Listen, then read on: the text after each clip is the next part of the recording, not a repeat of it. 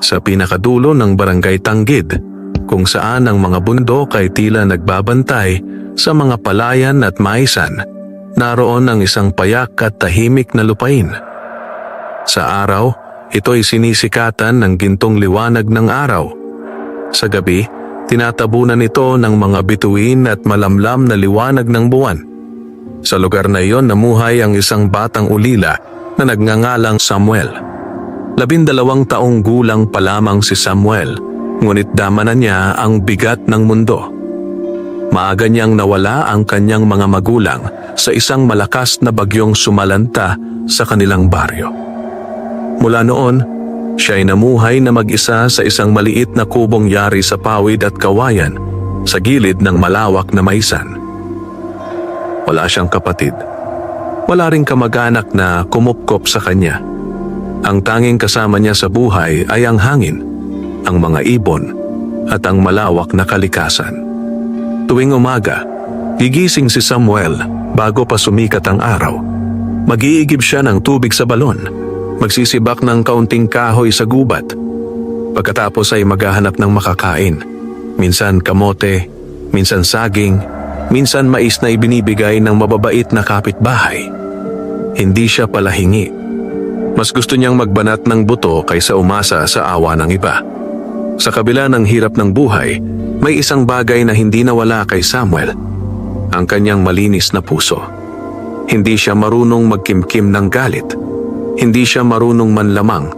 At higit sa lahat, hindi siya marunong manakit ng kapwa. Tuwing gabi, bago matulog, lagi siyang nagdarasal. Diyos ko po, salamat po sa isa na namang araw. Kahit mahirap, masaya pa rin po ako. Sana po ay gabayan ninyo ako. At pagkatapos noon, mahimbing na siyang matutulog sa ilalim ng kupas na kumot. Isang hapon ng tag-init, habang tirik ang araw at tila nagliliyab ang lupa sa init, pauwi si Samuel mula sa bukid. Buong maghapon siyang tumulong sa isang magsasaka sa pagtatanim ng mais kapalit ng kaunting pagkain. Pagod na pagod ang kanyang katawan. Nangangalay ang kanyang mga paa. Tuyo ang kanyang lalamunan. Habang naglalakad siya sa gitna ng malawak na maisan, tila umiikot ang kanyang paningin. Parang nahihilo na ako. Pinilit niyang magpatuloy. Ngunit ilang hakbang pa lamang ay napaupo siya sa damuhan. Huminga siya ng malalim. Magpapahinga lang ako sandali. Humiga siya sa pagitan ng mga tangkay ng mais. Ang mga dahon ay marahang humahaplos sa kanyang muka habang hinihipan ng hangin. Unti-unti, pumikit ang kanyang mga mata. Hindi niya namalayang siya'y nakatulog. Sa kanyang pagkakatulog, nanaginip si Samuel. Sa panaginip, nakita niyang siya'y naglalakad sa isang malawak na liwanag. Walang araw, walang buwan, ngunit maliwanag ang paligid. May maririnig siyang munting mga tinig na tila umaawit. Lalala, lalala. Unti-unti, lumakas ang tunog. At bigla, nagising siya. Ngunit hindi dahil sa gutom o init. Nagising siya dahil sa kakaibang liwanag na bumabalot sa kanyang paligid. Dahan-dahan niyang iminulat ang kanyang mga mata. At doon niya nakita ang bagay na magpapabago sa kanyang buhay magpakailanman. Sa gitna ng maisan, sa harap mismo niya, ay may 7 nilalang na kumikislap sa liwanag. Sila'y maliliit, hindi hihigit sa isang dangkal ang laki. Mayroon silang mapuputing pakpak na tila pakpak ng anghel. Ang kanilang mga mata ay kumikislap na parang bituin. At ang kanilang mga kasuotan ay yari sa liwanag. 7 duwende, ngunit hindi pangkaraniwan. Sila'y tila mga anghel na bumaba mula sa langit. Napatayo si Samuel sa gulat. Nanaginip ba ako? Bulong niya. Kinurot niya ang kanyang braso. Aray, totoo. Hindi ito panaginip. Isa sa mga duwende ang lumapit sa kanya. May suot itong koronang yari sa sinag ng araw. Ngumiti ito. Hindi ka nananaginip, Samuel. Malumanay nitong sabi. Lalong namangha ang bata. Paano mo po alam ang pangalan ko? Sumagot ang isa pang duwende na may hawak na maliit na tungkod na kumikislap. Matagal ka na naming binabantayan. Pinagmasdan ang iyong kabutihan, ang iyong pagtitiis, ang iyong pananampalataya. Isa-isa silang nagsalita, tila nagkakaisa.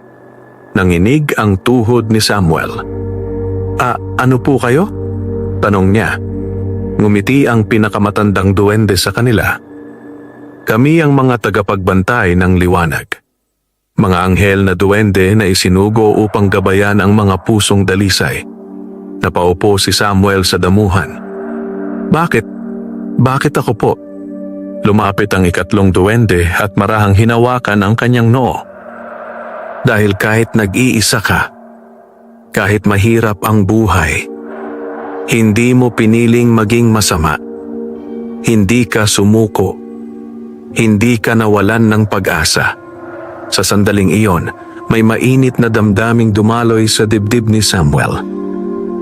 Parang biglang gumaan ang kanyang puso. Parang may yakap na hindi niya nakikita.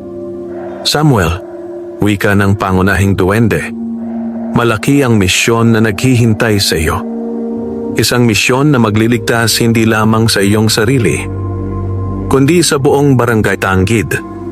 Nanlaki ang mga mata ng bata. Mamisyon po. Tumango ang 7 duwende at sabay-sabay silang pumailan lang sa hangin na parang mga bituin sa dapit hapon. Habang unti-unting dumidilim ang langit, sinabi ng pinuno, sa susunod na pagkikita natin, ipapakita namin sa iyo ang tunay mong kapalaran. Biglang naglaho ang liwanag. Naiwan si Samuel sa gitna ng maisan, nanghihina, nanginginig at puno ng tanong. Ngunit sa kanyang dibdib, may kakaibang apoy na nagsimulang magliyab. Apoy ng pag-asa, apoy ng paniniwala, apoy ng isang batang ulila na ngayon ay may dakilang kapalaran. Tahimik ang buong barangay Tanggid ng gabing iyon. Walang katao-tao sa daan. Wala ring ingay ng mga batang naglalaro o ng mga asong tumatahol. Tanging huni ng kuliglig at lagaslas ng hangin sa mga dahon ng mais ang maririnig. Sa loob ng kanyang munting kubo, nakahiga si Samuel sa banig. Ngunit hindi siya makatulog. Paulit-ulit sa kanyang isipan ang mga nakita niya sa maisan, ang 7 duwendeng may pakpak, ang liwanag sa paligid, ang mga salitang binitiwan nila. Tagapagbantay ng liwanag. Misyon. Kapalaran. Pinagmasdan niya ang bubong na pawid. Panaginip lang ba talaga yon? Bulong niya sa sarili. Ngunit nang hawakan niya ang kanyang noo, may naramdaman siyang kakaibang init. Parang may munting apoy na nagliliyab sa loob nito. Napaupo siya. Hindi totoo yon. Lumuhod siya sa sahig. Nangyari talaga. Muling nagdasal si Samuel. Diyos ko po, kung ano man po ang nakita ko, sana po ay gabayan ninyo ako. Natatakot po ako. Pero handa po akong matuto. Pagkatapos noon, saka lamang siya nakatulog. Kinabukasan, maaga siyang nagising. Ngunit may kakaiba. Hindi na siya pagod. Hindi na rin mabigat ang kanyang katawan. Parang napalitan ng sigla ang kanyang mga ugat. Lumabas siya ng kubo. Namumula pa ang silangan. Unti-unting sumisilip ang araw sa likod ng bundok. Humigop siya ng hangin. Sarap. Ngunit bigla siyang napatigil. Sa gitna ng kanyang palad, may munting sinag ng liwanag na sumisibol. Naku po, mabilis niyang isinara ang kamao. Ngunit hindi nawala ang init. Parang may maliit na bituin sa kanyang balat. Anong nangyayari sa akin? Sa takot, nagmadali siyang pumunta sa balon. Naghilamos siya. Ngunit nang tumingin siya sa tubig, may nakita siyang kakaiba sa kanyang refleksyon. Ang kanyang mga mata ay tila mas malinaw, mas maliwanag, mas buhay. Parang may liwanag sa loob. Nagpasya siyang bumalik sa maisan. Baka nandoon ulit sila, bulong niya. Bitbit ang kanyang maliit na bayong, Naglakad siya sa daang lupa patungo sa bukid. Habang naglalakad, napansin niyang tila mas malinaw ang kanyang pandinig. Naririnig niya ang yabag ng langgam, ang pag-aspas ng pakpak ng ibon, ang pagkaluskos ng mga dahon. Parang nagbago ang mundo. Pagdating niya sa gitna ng maisan, huminto siya. Tahimik. Walang liwanag. Walang duwende. Naupo siya sa parehong lugar kung saan siya nakatulog kahapon. Mga tagapagbantay. Mahinang tawag niya. Kung totoo po kayo, magpakita po kayo. ILANG. Sandali ang lumipas. Wala. Nanghihina na siyang tumayo. Siguro, guni-guni ko lang. Ngunit biglang umihip ang malakas na hangin. Umalon ang mga dahon ng mais. At sa gitna ng hangin, may sumulpot na munting liwanag. Isaiah, 2, 3, hanggang maging 7. Muling lumitaw ang 7 duwende. Samuel, sabay-sabay nilang wika. Napaluha ang bata. Nandyan po talaga kayo. Lumapit ang pinuno. Hindi ka namin iiwan. Ngunit kailangan mo munang maunawaan ang iyong regalo. Regalo? Tanong ni Samuel. Tumango ang duwende. Sa bawat pusong dalisay, may inilalaga kang liwanag. At sa iyo, nagising na ito. Iwinagayway ng isa ang kanyang pakpak at biglang bumalot ang liwanag kay Samuel. Parang niyakap siya ng araw. Nararamdaman mo ba? Tanong ng isa. Opo. Sagot niya. Parang mainit, pero masarap. Dahil iyan ang binhi ng liwanag, paliwanag ng pinuno. Isang biyayang nagbibigay lakas, talino at tapang. Ngunit may kapalit. Ano po? Kabang tanong ni Samuel. Kailangan mong gamitin ito para sa kabutihan. Kapag ginamit sa kasamaan, ito ay mawawala at ikaw ay masasaktan. Tahimik siyang tumango. Opo, nangangako po ako. Ngumiti ang 7 duwende. Simula ngayon, wika ng pinuno, sisimulan na namin ang iyong pagsasanay. Matututo kang pakinggan ang bulong ng hangin. Basahin ang galaw ng kalikasan at unawain ang tibok ng mga puso. Nanlaki ang mata ni Samuel. Pagsasanay po? Tumawa ang isa. Huwag kang matakot. Hindi ka nag-iisa. Sa sandaling iyon, naramdaman ni Samuel na hindi na siya nag-iisa sa mundo. May pamilya na siya. Hindi man tao, ngunit totoo. Bago sila maglaho, iniabot ng pinuno ang isang munting butil na kumikislap. Ingatan mo ito, sabi niya. Ito ang selyo ng liwanag. Inilagay ni Samuel ito sa kanyang dibdib at biglang nawala ang 7 duwende. Muling bumalik ang katahimikan sa maisan. Ngunit sa puso ng bata, nagsimula na ang isang bagong yugto ng kanyang buhay. Isang yugto ng pagsasanay, pagsubok at pagtuklas sa sarili. Mula ng araw na iyon, nagbago ang takbo ng buhay ni Samuel. Hindi na lamang siya isang batang ulila na namumulot ng pagkain at tumutulong sa bukid. Siya ngayon ay may dalang lihim, ang binhi ng liwanag na nasa kanyang dibdib at ang gabay ng 7 anghel na duwende. Tuwing madaling araw, bago pa magising ang buong baryo, palihim siyang pumupunta sa maisan. Doon siya hinihintay ng kanyang mga bagong kaibigan. Sa ilalim ng mapusyaw na liwanag ng umaga, unti-unti silang nagpapakita. Handa ka na ba, Samuel? Tanong ng pinuno. Opo, buong tapang niyang sagot. Kahit kinakabahan, hindi siya umatras. Sa unang araw ng pagsasanay, pinaupo siya ng 7 duwende sa gitna ng bilog na binuo ng mga tuyong dahon. Isara mo ang iyong mga mata, utos ng isa. Sumunod siya. Makinig ka, sabi ng isa pa. Sa hangin, sa lupa, sa tibok ng buhay. Sa una, wala siyang naramdaman kundi ang sarili niyang paghinga. Ngunit makalipas ang ilang sandali, may unti-unting bumukas sa kanyang kamalayan.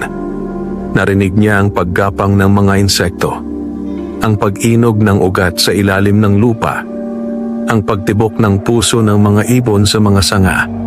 Napamulagat siya. Ang dami ko pong naririnig. Ngumiti ang mga duwende. Iyan ang simula. Wika ng pinuno. Sumunod na araw, tinuruan naman siyang kontrolin ang liwanag sa kanyang katawan. Buksan mo ang iyong palad, sabi ng isa. Ginawa niya. Isipin mo ang kabutihang nais mong gawin. Ipinasok ni Samuel sa isip ang mga alaala ng kanyang ina, ang kanyang ngiti, ang yakap, ang kanyang mga dasal. Biglang may munting sinag na lumitaw sa kanyang kamay. Nagawa ko po, sigaw niya. Dahan-dahan, paalala ng isa. Ang lakas ay hindi minamadali. Paulit-ulit nilang inulit ang pagsasanay hanggang sa makontrol niya ang liwanag nang hindi nanginginig ang kanyang kamay. Ikatlong araw ng pagsasanay, dumating ang unang pagsubok. Habang nagsasanay sila, biglang nagdilim ang paligid. Parang may makapal na ulap na bumalot sa maysan. Huminto ang hangin. Natahimik ang mga ibon. Nararamdaman ninyo ba yon? Tanong ni Samuel. Tumango ang mga duwende. May paparating, wika ng pinuno. Isang nilalang ng dilim. Mula sa dulo ng bukid, may lumitaw na anino. Matangkad, payat, may pulang mga mata. Gumagapang ang itim na usok mula sa katawan nito. Nanlamig ang buong katawan ni Samuel. Ano po yan? Isang lagim, sagot ng isa. Nilalang na kumakain ng takot. Lumapit ang nilalang. Sa bawat hakbang nito, nalalanta ang mga dahon. Umalis kayo, ungol nito. Sa lupang ito, napaatras si Samuel. Hindi ko po kaya, ngunit humawak sa kanyang balikat ang pinuno. Kaya mo. Hindi ka nag-iisa. Huminga ng malalim si Samuel. Ipinasok niya sa isip ang kanyang pangako na gagamitin ang liwanag para sa kabutihan. Itinaas niya ang kanyang kamay, ngunit nanginginig ito. Lumakas ang halakhak ng lagim. Mahina ka. Mag-isa ka. Walang nagmamahal sa iyo. Tumagos ang mga salita sa puso ng bata. Parang muling bumalik ang sakit ng pagiging ulila. Napaluha siya. Ngunit sa gitna ng kanyang luha, may naalala siya. Ang mga duwende, ang kanyang ina, ang mga taong tumulong sa kanya. Hindi ako mag-isa. Bulong niya. Biglang lumiwanag ang kanyang dibdib. Sumabog ang liwanag mula sa kanyang katawan. Isang malakas na sinag ang tumama sa lagim. Naglaho ang nilalang sa hangin. Bumalik ang liwanag sa maysan. Napaupo si Samuel. Hingal na hingal. Nagawa ko po. Lumapit ang 7 duwende. Hindi lang basta nagawa, wika ng pinuno. Napagtagumpayan mo ang iyong takot. At iyan ang tunay na lakas. Bago sila maghiwalay, sinabi ng isa, marami pang darating na pagsubok. Mas mabigat, mas masakit. Ngunit hinawakan ni Samuel ang selyo ng liwanag sa kanyang dibdib. Handa po ako. Kahit nanginginig ang boses, totoo ang kanyang puso. Sa batang minsang nag-iisa sa mundo, unti-unting nabubuo ang isang bayani. Lumipas ang mga araw at linggo na puno ng pagsasanay at pagkatuto. Araw-araw, bago pa sumikat ang araw at pagkatapos lumubog ang araw, palihim na pumupunta si Samuel sa maysan upang magsanay kasama ang 7 anghel na duwende. Natuto siyang magpatawag ng liwanag. Natuto siyang magpagaling ng munting sugat sa pamamagitan ng init ng kanyang palad. Natuto siyang kumalma kahit sa gitna ng takot. Unti-unti, nagiging mas matatag ang kanyang loob. Ngunit may isang tanong na patuloy na bumabagabag sa kanyang isip. Bakit ako? Bakit siya ang napili? Sa dami ng tao sa barangay Tanggid, bakit siya ang binigyan ng binhi ng liwanag? Isang hapon, matapos ang mahabang pagsasanay, naupo siya sa ilalim ng punong mangga sa gilid ng maisan. Tahimik ang paligid. May bahagyang simoy ng hangin. Pinuno. Mahinang tawag ni Samuel. Opo, sagot ng duwende. Pwede ko po bang itanong, bakit po ako ang napili ninyo? Nagkatinginan ng 7 duwende. Parang matagal na nilang hinihintay ang tanong na iyon. Lumapit ang pinuno at umupo sa harap niya. Panahon na, sabi nito. Panahon na upang malaman mo ang iyong pinagmulan. Nanlaki ang mata ni Samuel. Pinagmulan ko po? Tumango ang duwende. Iwinagayway nito ang kanyang pakpak. Biglang nagbago ang paligid. Nawala ang maisan. Nawala ang punong mangga. Napapalibutan sila ng liwanag at ulap. Parang nasa gitna sila ng langit. Isara mo ang iyong mga mata, sabi ng pinuno. Sumunod si Samuel. Nang muli niyang imulat ang kanyang mga mata, nasa ibang lugar na siya. Isang maliit na kubo. May babaeng nakahiga sa banig. Pawisan. Hingal. May hawak na sanggol. Napahinto ang hininga ni Samuel. Ang nanay ko po. Oo, ang kanyang ina. Mas bata. Mas malakas. Mas buhay. Nasa tabi nito ang kanyang ama. Hawak ang kamay ng babae. Matatag ka. Bulong ng lalaki. Malapit na. Biglang umiyak ang sanggol. At doon nakita ni Samuel ang sarili. Isang munting sanggol na may kakaibang liwanag sa noo. Anong nangyayari po? Tanong niya. Isa itong alaala. Paliwanag ng isa sa mga duwende. Ang araw ng iyong kapanganakan. Sa labas ng kubo, may 7 anino na nakatayo sa dilim. Hindi sila tao. Hindi rin hayop. Sila'y mga nilalang ng dilim. Pinamumunuan ng isang napakalaking anino na may sungay at nag-aapoy na mata.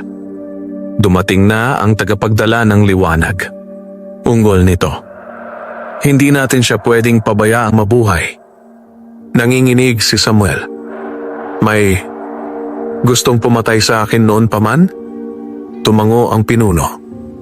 Dahil sa araw ng iyong kapanganakan, isang propesiya ang nabuo. Ipinakita ng liwanag ang mga salitang tila nakaukit sa hangin. Kapag isinilang ang batang may tanda ng bituin, babagsak ang kaharian ng dilim. Ikaw yon, Samuel, sabi ng duwende. Biglang sumugod ang mga nilalang ng dilim sa kubo. Ngunit bago pa sila makapasok, bumaba ang 7 sinag mula sa langit. Ang mga sinag na iyon ay naging 7 anghel na duwende. Mas malaki, mas maliwanag, mas makapangyarihan. Ipinagtanggol nila ang kubo. Tinaboy ang kadiliman, ngunit may kapalit. Sa gitna ng labanan, isang madilim na apoy ang tumama sa kubo. Nasunog ang bubong. Nabagsak ang dingding. Ang mga magulang mo, mahinang sabi ng pinuno. Ibinuwis ang kanilang buhay upang mailigtas ka. Napaluwa si Samuel. Kaya pala siya naulila. Hindi aksidente. Hindi basta bagyo. Bahagi ito ng digmaan ng liwanag at dilim.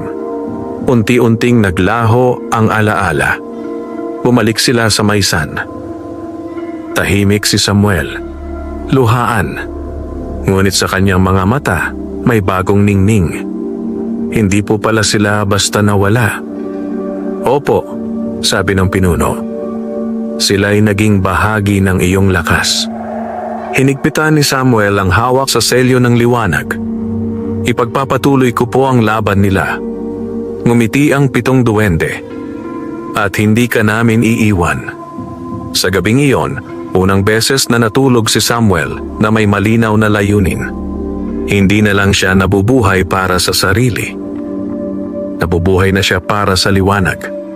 Matapos malaman ni Samuel ang lihim ng kanyang pinagmulan, nagbago ang kanyang pananaw sa mundo. Hindi na lamang siya isang batang naghahanap ng ikabubuhay. Siya ngayon ay isang tagapagdala ng liwanag, isang tagapagtanggol, isang pag-asa. Ngunit kahit ganoon, nanatili siyang mapagpakumbaba. Patuloy pa rin siyang tumutulong sa bukid. Patuloy pa rin siyang nag-iigib ng tubig. Patuloy pa rin siyang nakikitungo sa mga tao na parang dati. Hindi niya ipinagmamayabang ang kanyang kakayahan. Isang umaga, habang naglalakad siya pauwi mula sa palengke, napansin niya ang kaguluhan sa may gitna ng baryo. May mga taong nagtitipon. May umiiyak. May sumisigaw. Ano ang nangyayari? Tanong ni Samuel sa isang matandang babae. Nako, iho, sagot nito. Si Aling Rosa. Bigla na lang bumagsak, hindi na makagalaw. Nanlaki ang mata ni Samuel. Si Aling Rosa ang isa sa mga unang taong tumulong sa kanya nung siya'y naulila. Lagi siyang binibigyan ng kanin at sabaw. Madalas siyang kumustahin. Hindi siya nagdalawang isip. Mabilis siyang tumakbo papunta sa bahay ng matanda. Sa loob ng kubo, nakahiga si Aling Rosa sa banig.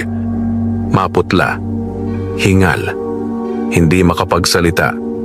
Nasa tabi nito ang anak at mga kapitbahay. Wala na kaming magawa, umiiyak na sabi ng anak. Wala kaming pera pampagamot. Napahawak si Samuel sa dibdib. Naramdaman niya ang init ng selyo ng liwanag. Parang may bumubulong sa kanya. Ngayon na, lumapit siya sa matanda. Aling Rosa, mahinang sabi niya. Nandito po ako. Hinawakan niya ang kamay nito. Ipinikit niya ang kanyang mga mata. Inalala niya ang lahat ng kabutihang natanggap niya mula sa matanda. Ang mga ngiti, ang mga yakap, ang malasakit. Unti-unting lumiwanag ang kanyang palad. May mainit na sinag na dumaloy sa katawan ni Aling Rosa. Napatingin ang mga tao. Ano yon? May ilaw sa kamay ng bata. Ngunit hindi napansin ni Samuel ang paligid. Buong lakas siyang nagtuon. Para po ito sa inyo, bulong niya. Makalipas ang ilang sandali, huminga ng malalim si Aling Rosa. Unti-unting nagkaroon ng kulay ang mukha nito. Dumilat ang mga mata. Ang init, bulong nito. Parang gumaan ang katawan ko. Napahiyaw ang anak. Nay, napatayo ang mga kapitbahay. Gumaling siya. Buhay siya. Nanghina si Samuel. Naupo siya sa sahig. Pagod. Ngunit masaya. Sa labas ng bahay, nagpakita ang 7 duwende. Tanging kay Samuel lamang nakikita. Magaling, wika ng pinuno. Ito ang tunay na gamit ng iyong kapangyarihan. Ngumiti si Samuel. Mas masarap po pala sa pakiramdam ang tumulong. Tumawa ang isa. Dahil iyan ang likas ng liwanag. Ngunit hindi lahat ay natuwa. Sa gilid ng baryo, may isang lalaking nakamasid. Matangkad. Payat. May madilim na mata. Siya si Mang Silvestre. Isang tahimik na ermitanyo na nakatira sa lumang bahay malapit sa gubat. Matagal na siyang hindi nakikisalamuha. Ngunit sa araw na iyon, nakita niya ang liwanag mula sa bahay ni Aling Rosa. At ngumiti siya. Ngunit hindi iyon mabait na ngiti. Sa wakas, bulong niya.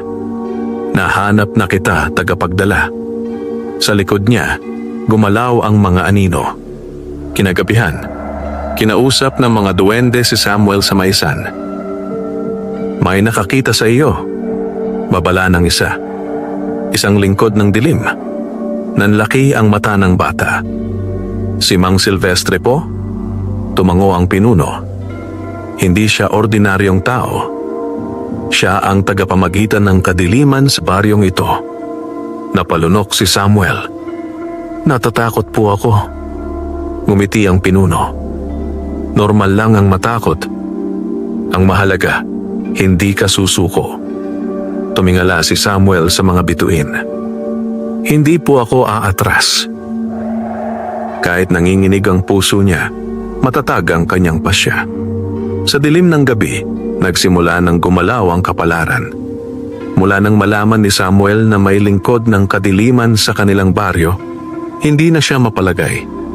Kahit sa pagtulog, panaginip niya ang madidilim na mata ni Mang Silvestre.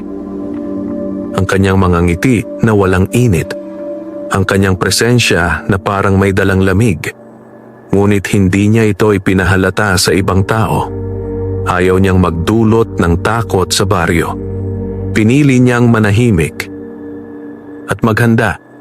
Isang gabi, habang papauwi siya mula sa pagtulong sa bukid, napansin niyang kakaiba ang paligid. Tahimik, walang kuliglig, walang palaka, parang patay ang gabi. Huminto siya sa daan. Parang may mali. Bulong niya. Biglang umihip ang malamig na hangin. At sa likod ng mga puno, may gumalaw na anino. Mabilis niyang hinawakan ang selyo ng liwanag. Lumabas ang 7 duwende sa kanyang tabi. Hindi ka nag-iisa, wika ng pinuno. Sinusubukan ka na nila. Mula sa masukal na bahagi ng gubat, may lumitaw na mga nilalang. May katawan ng tao. May mukha ng usok. May mata na nag-aapoy sa pula. 3 sila. Mga lingkod dilim. Ha. Ungol ng isa. Ito na ba ang batang inaasahan namin? Nanlamig ang buong katawan ni Samuel. Ngunit hindi siya tumakbo. Tumayo siya ng tuwid. Ano po ang gusto ninyo? Tanong niya. Lumapit ang pinakamalaki. Ibigay mo ang binhi ng liwanag. At pababayaan ka naming mabuhay. Napaigik si Samuel. Hindi po. Biglang nagbago ang mukha ng nilalang. Kung ganoon, kukunin namin ito. Sumugod ang mga anino. Mabilis na iwinagayway ni Samuel ang kanyang kamay. Isang sinag ng liwanag ang bumuo ng harang sa harap niya. Boom! Tumama ang mga nilalang. Napaatras sila. Ngunit hindi sila nasaktan. Mahina pa, panunuyan ang isa. Paulit-ulit silang umatake. Pilit na humahadlang si Samuel. Ngunit unti-unting nauubos ang kanyang lakas. Napapagod na po ako. Bulong niya. Lumapit ang pinuno ng duwende. Gamitin mo ang iyong puso. Huwag lang ang iyong lakas. Ipinasok ni Samuel sa isip ang baryo. Ang mga bata. Ang mga matanda. Si Aling Rosa. Ang alaala ng kanyang mga magulang. Biglang sumiklab ang liwanag sa kanyang dibdib. Isang bilog ng sinag ang bumalot sa kanya. At sumabog palabas. Arg! Nagtilyan ang mga lingkod dilim. Naglaho sila na parang usok sa hangin. Bumalik ang katahimikan. Napahandusay si Samuel sa lupa. Hingal. Pagod. Ngunit buhay. Lumapit ang mga duwende. Malaki na ang iyong inunlad, sabi ng isa. Ngunit mas magiging mabangis pa ang darating. Nanlaki ang mata ni Samuel. Mas mabigat pa po roon? Tumango ang pinuno. Si Mang Silvestre ay naghahanda na. Hindi na siya magpapadala ng tauhan. Siya mismo ang lalaban. Kinabukasan, kumalat ang balita. May mga hayop na natagpuang patay sa gilid ng gubat. Walang sugat. Walang dugo. Parang inubos ang kanilang lakas. Natatakot ang mga tao. May aswang daw. May multo sa gubat. May sumpa ang baryo. Tahimik lang si Samuel. Alam niya ang totoo. Kinagabihan, nagpakita si Mang Silvestre sa labas ng kanyang kubo. Nakatayo sa dilim. May hawak na baston na yari sa itim na kahoy. "Samuel!" Mahinang tawag nito. Lumabas ang bata. "Ano po ang kailangan ninyo?" Ngumiti ang matanda. Ngunit sa likod ng ngiti, may nag-aalab na galit. "Sumama ka sa akin. Ipapakita ko sa iyo ang tunay mong kapangyarihan." Nanlaki ang mata ni Samuel. Alam niyang bitag ito. Ngunit alam din niyang darating ang araw na ito. Huminga siya ng malalim. "Sasama po ako," sagot niya. Sa dilim ng gabi, nagsimula ang paglalakbay patungo sa pinakamapanganib na pagsubok ng kanyang buhay. Tahimik ang gabi nang sumama si Samuel kay Mang Silvestre. Walang buwan, walang bituin. Parang nilamon ng dilim ang buong kalangitan. Habang naglalakad sila sa makitid na daan papasok sa gubat, tanging tunog ng kanilang mga hakbang ang maririnig. Sa bawat tiyapak ni Mang Silvestre, tila may naiiwang anino sa lupa. Sa bawat hakbang ni Samuel, may munting liwanag na pilit nagliliwanag sa ilalim ng kanyang paa. "Hindi ka ba natatakot?" tanong ng matanda nang hindi lumilingon. "Opo, natatakot po," tapat na sagot ni Samuel. "Pero kailangan ko pong malaman ang totoo." Tumawa si Mang Silvestre. "Ganyan din ako noon." Nanlaki ang mata ng bata. "Kayo po?" Tumango ang matanda. "Isang batang katulad mo. May pangarap, may liwanag sa puso. Hanggang sa ako'y masaktan ng mundo." Mas lumalim ang kanilang pagpasok sa gubat. Unti-unting nagbago ang paligid. Naging mas madilim ang mga puno. Naging mas malamig ang hangin. May mga bulong na tila nagmumula sa lupa. "Sumuko ka. Walang saysay. Mag-isa ka." Napatigil si Samuel. "May naririnig po kayo?" tanong niya. Ngumisi si Mang Silvestre. "Mga boses ng kadiliman. Sinusubok ang iyong loob." Pinikit ni Samuel ang kanyang mga mata at nagdasal. Unti-unting nawala ang mga bulong. Makalipas ang ilang oras, narating nila ang isang malaking kuweba. Sa bungangan nito, may mga ukit na sinaunang simbolo. May pulang apoy na tila humihinga. "Dito nagsimula ang lahat," sabi ng matanda. "Ang aklatan ng anino." Pumasok sila. Sa loob, may mga pader na puno ng lumang sulat at guhit. May mga kristal na itim na kumikislap. May mga anino na gumagalaw kahit walang katawan. Naramdaman ni Samuel ang bigat ng lugar. Parang hinihigop ang kanyang lakas. Huminto si Mang Silvestre sa gitna ng kuweba. "Makinig ka, Samuel," sabi niya. "Ako ang naunang tagapagdala ng liwanag." Nanlaki ang mata ng bata. "Ano po?" "Oo," sagot ng matanda. "Pinili rin ako ng mga anghel na duwende. Tinuruan, pinrotektahan, minahal. Ngunit biglang nagdilim ang kanyang mukha. Hanggang sa ako'y iniwan." "Iniwan po?" tanong ni Samuel. "Sa pinakamadilim kong oras," sagot niya. "Nang mamatay ang pamilya ko, nang mawala ang lahat, humingi ako ng tulong. Ngunit wala sila. Tahimik ang kuweba. Tanging patak ng tubig ang maririnig. Doon ako nilapitan ng kadiliman," patuloy niya. "Binigyan ako ng lakas. Binigyan ng kapalit. Kaluluwa." Lumapit siya kay Samuel. "Hindi mo kailangang maranasan ang sakit ko. Ibigay mo sa akin ang binhi.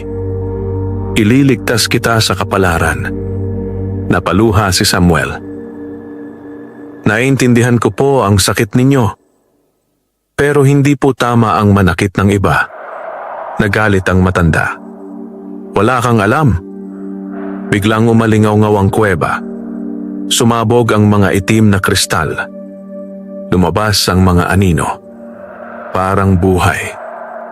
"Kung hindi ka sasama sa akin," sigaw niya, "sasama ka sa dilim." Sumugod ang mga anino. lumabas ang 7 duwende sa paligid ni Samuel. "Manindigan ka," wika ng pinuno. Itinaas ni Samuel ang kanyang kamay. Ngunit iba ang ginawa niya.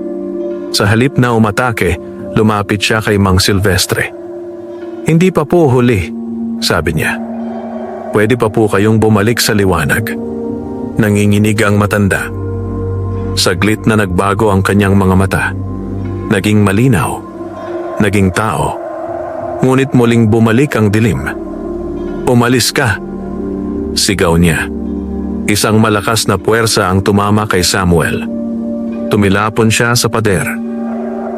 "Samuel!" sigaw ng mga duwende. Nawalan siya ng malay. Habang unti-unting nagdidilim ang kanyang paningin, narinig niya ang huling salita ng matanda. "Sa susunod, hindi na ako magdadalawang isip." Dahan-dahang bumalik ang kamalayan ni Samuel. Sa una, wala siyang maramdaman kundi malamig na hangin at masakit na katawan. Parang binugbog ng bagyo ang bawat buto niya. "Samuel?" May mahinang tinig na tumatawag sa kanya. Pinilit niyang imulat ang kanyang mga mata. Sa ibabaw niya, nakita niya ang 7 anghel na duwende. Nakapalibot, nagdarasal, nagbabantay. Nasaan po ako?" paos niyang tanong. "Nasa gilid ng gubat," sagot ng pinuno. "Iniwan ka ni Mang Silvestre. Tinalikuran niya kami. At ikaw?" Napapikit si Samuel. "Kasalanan ko po ba?" Umiling ang duwende. "Hindi. Pinili mo ang kabutihan. At iyon ang tama." Tinulungan siyang makaupo ng mga duwende. Sa paligid nila, wasak ang mga puno. May bakas ng itim na apoy sa lupa. Palatandaan ng matinding labanan. "Umalis na po ba siya?" tanong ni Samuel. "Oo," sagot ng isa. "Ngunit hindi pa tapos." Mas lalo siyang lumakas. Biglang humigpit ang dibdib ni Samuel. "Paano na po ang baryo?" Tumango ang pinuno. Iyon ang pakay niya. Gagamitin niya ang takot ng mga tao upang palakasin ang kadiliman. Pagbalik ni Samuel sa baryo, napansin niya agad ang pagbabago. Sarado ang mga bahay. Walang batang naglalaro. Tahimik ang daan. Parang may lamay ang buong lugar. Sa may gitna ng baryo, nagtitipon ang mga tao. May umiiyak. May nagdarasal. May nanginginig. Lumapit si Samuel. "Ano po ang nangyari?" Sumagot ang isang lalaki. "Kinuha si Nene Liza. Bigla na lang nawala kagabi." Nanlaki ang mata ni Samuel. Si Liza, isang 8 taong gulang na batang palaging nagbibigay sa kanya ng mangga. Mga anino po ba?" tanong niya. Tumango ang lalaki. "May nakita kaming itim na usok." Napahawak si Samuel sa dibdib. Si Mang Silvestre. Kinagabihan, nagtipo ng 7 duwende sa kanyang kubo. "Panahon na," wika ng pinuno, "para sa mas malalim na lakas." "Ano po iyon?"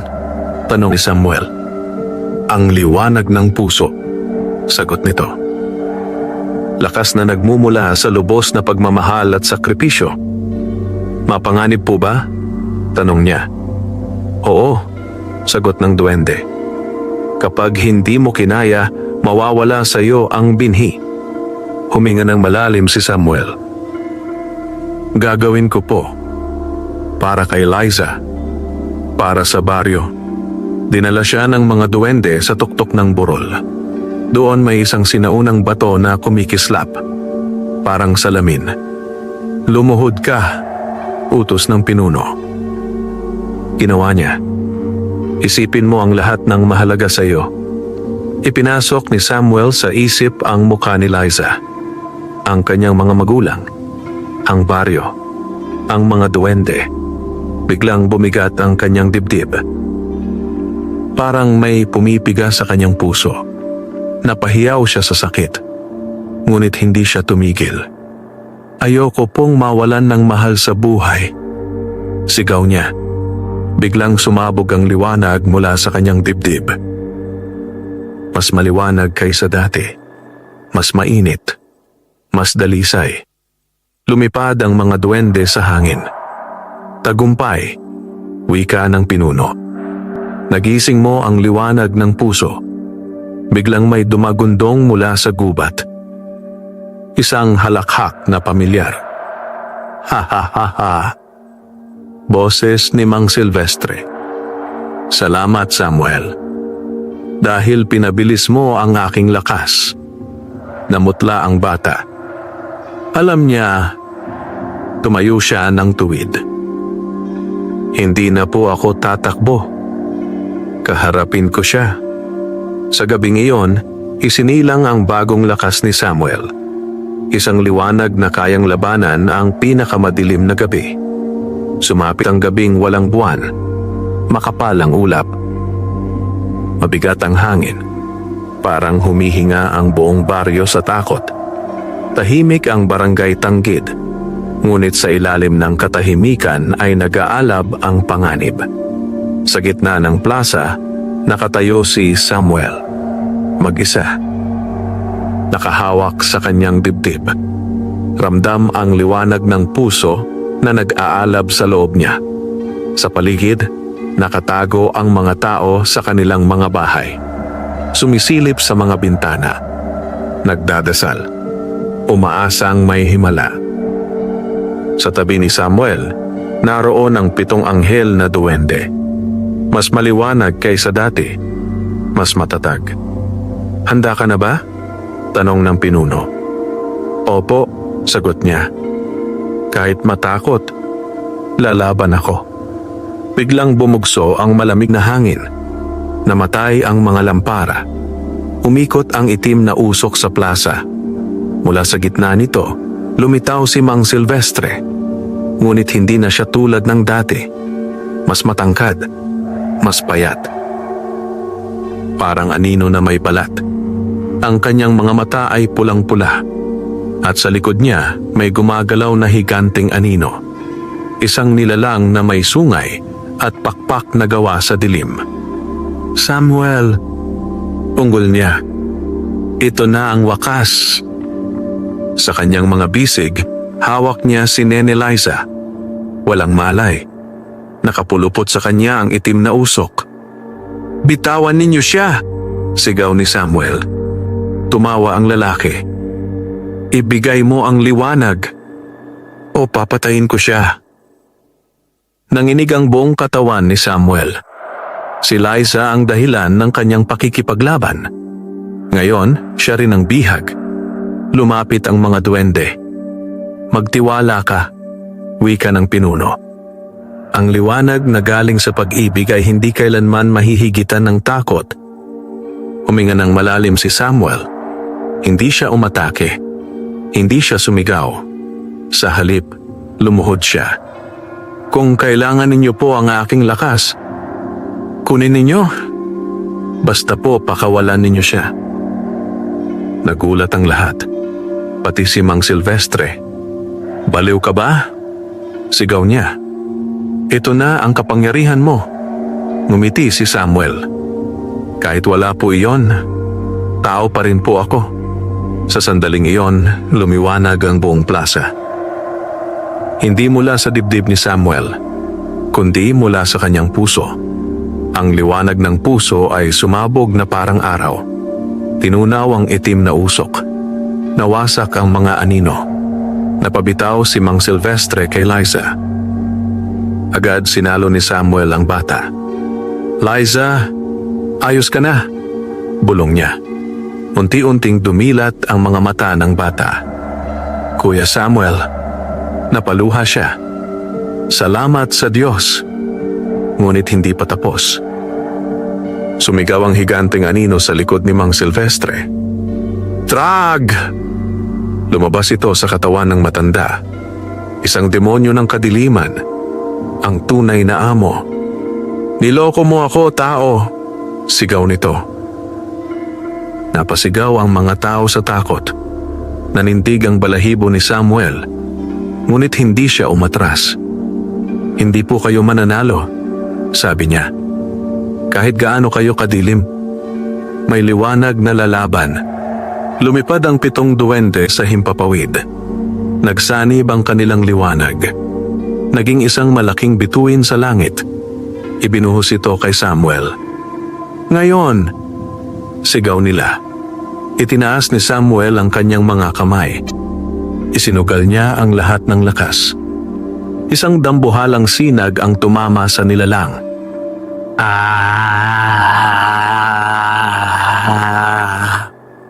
Umalingaw-ngaw ang sigaw sa buong lambak. Unti-unting naglaho ang demonyo, parang usok na tinangay ng hangin. Pumalik ang katahimikan. Pumagsak si Mang Silvestre sa lupa. Wala nang dilim sa kanyang mata. Tao na siyang muli. Luhaan. "Patawad," bulong niya. "Napagod lang ako." Lumuhod si Samuel sa tabi niya. "Pwede pa po kayong magsimula ulit." Napapikit ang matanda. "Salamat." Nagsimulang magliwanag ang kalangitan. Sumilip ang mga bituin. Lumabas ang mga tao. Nagyayakap. Nagtutulungan. Nagdadasal. Nabuhay muli ang baryo. Lumapit ang 7 duwende kay Samuel. "Isa na lang ang natitira," sabi ng pinuno. Ang pamamaalam. Nanlaki ang mata ng bata. "Papapaalam?" Ngumiti ang duwende. "Narito na ang huling kabanata ng iyong kwento, Lolo Igme. Ang Anghel na Duwende." Kabanata 10, Ang Pamana ng Liwanag. Sumikat ang araw sa barangay Tanggid na tila mas maliwanag kaysa dati. Parang nilinis ng liwanag ang bawat sulok ng baryo. Ang mga dahon ay mas luntian. Ang hangin ay mas sariwa. Ang mga tao ay mas magaan ng loob. Matapos ang gabing puno ng takot at luha, bumangon muli ang buong pamayanan. Sa gitna ng plaza, nagtipon ang mga tao. May dala silang pagkain. May dalang bulaklak. May dalang pasasalamat. Si Samuel ay nakaupo lamang sa tabi ng lumang puno ng acacia. Tahimik. Payak. Parang walang nagbago. Ngunit sa loob niya, alam niyang tapos na ang isang yugto ng kanyang buhay. Lumapit si Aling Rosa. Hawak ang kanyang kamay. "Iho," sabi nito, "kung hindi dahil sa iyo, wala na siguro kami." Sumunod si Nene Liza. May hawak na maliit na bulaklak. "Kuya Samuel," ngiti niya, "ikaw po ang bayani ko." Napangiti si Samuel. Nagkataon lang po yun. Ngunit ngumiti ang mga tao. Alam nila ang totoo. Kinagabihan, bumalik si Samuel sa Maisan. Sa lugar kung saan nagsimula ang lahat. Tahimik ang paligid. May buwan. May bituin. May hangin na parang umaawit. Doon lumitaw ang 7 anghel na duwende sa huling pagkakataon. Mas maliwanag. Mas payapa. "Samuel," wika ng pinuno, "natupad mo ang iyong misyon. Naprotektahan mo ang baryo.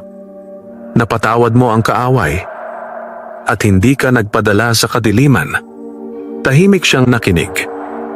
"Anong mangyayari po ngayon?" tanong niya. Ngumiti ang duwende. "Magpapatuloy ka.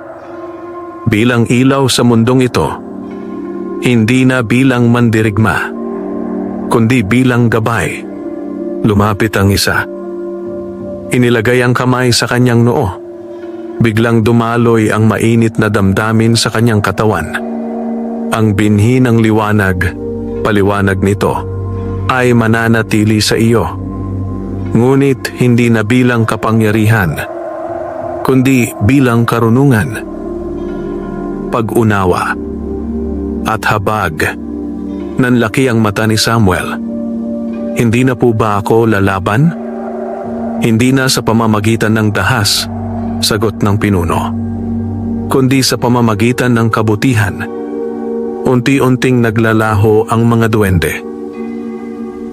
Nagiging sinag, nagiging bituin, nagiging alaala. "Salamat po," umiiyak na sabi ni Samuel.